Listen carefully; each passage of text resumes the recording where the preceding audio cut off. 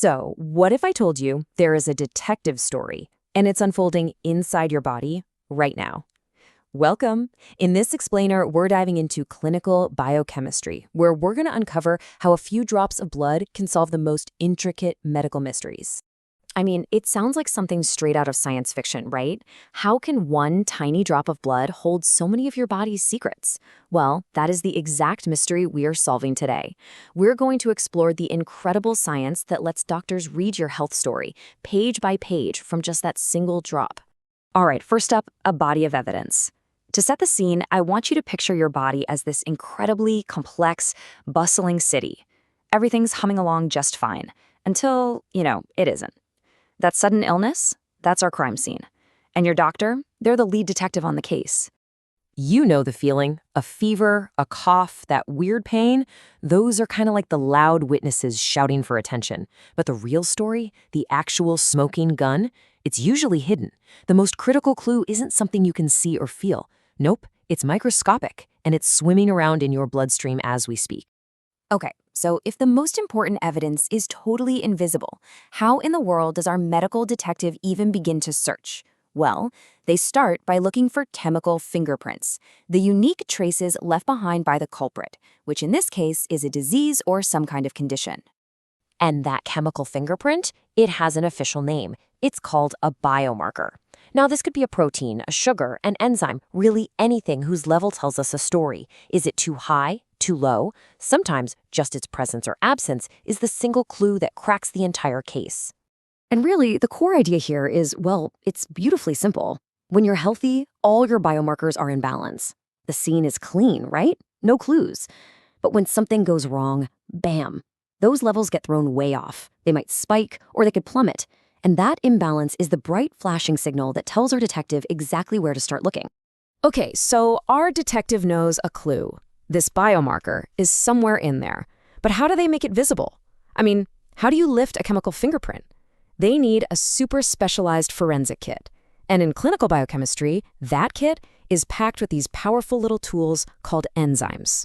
And enzymes are fascinating because they kind of have this dual role.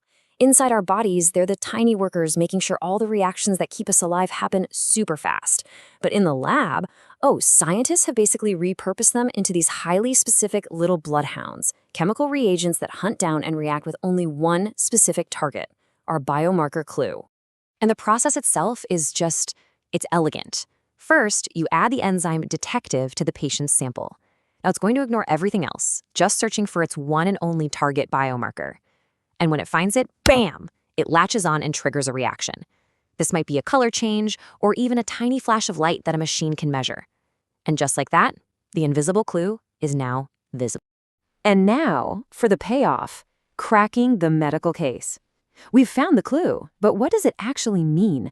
This is where the detective work gets really, really clever. Following that trail of chemical clues all the way to a specific diagnosis.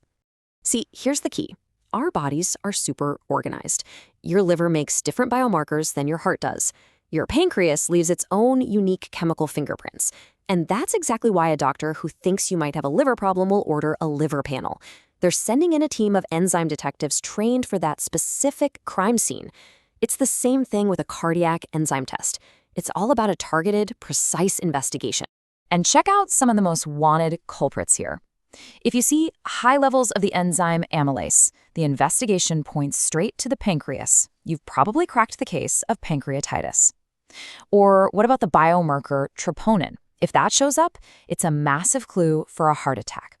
And a big spike in ALT, that's alanine transaminase, points the finger directly at liver damage. See, each enzyme is a specialist, solving one particular type of medical mystery. So this is the incredible matching game that's at the heart of modern medicine, finding the right enzyme key for the right biomarker lock. It's what lets doctors move beyond just guessing based on your symptoms to knowing what's wrong based on cold, hard chemical evidence. It's really the difference between a hunch and a conviction. So let's circle back. What does your blood truly reveal? Well, the answer is it's astonishing. We followed these clues from a simple feeling of being sick all the way to a precise molecular diagnosis. It turns out that a single drop of blood really does contain an entire universe of information. And get this number, over 7 billion. That's how many clinical lab tests are done in the United States every single year. This isn't some rare, super obscure science.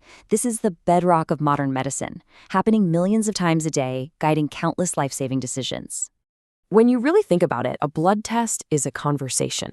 Your body is sending a message about what's wrong, and it's written in this incredibly complex language of biochemistry. The clinical biochemists and the doctors, they're the translators. They use these enzyme detectives to read that message and finally understand what your body has been trying to tell them. And, this conversation between us and our bodies, it's only getting more sophisticated. We're constantly finding new biomarkers, designing new enzyme keys. So the real question isn't just what our bodies are telling us right now, it's what new, incredible questions are we going to learn to ask them next? What other stories are just waiting in there to be told?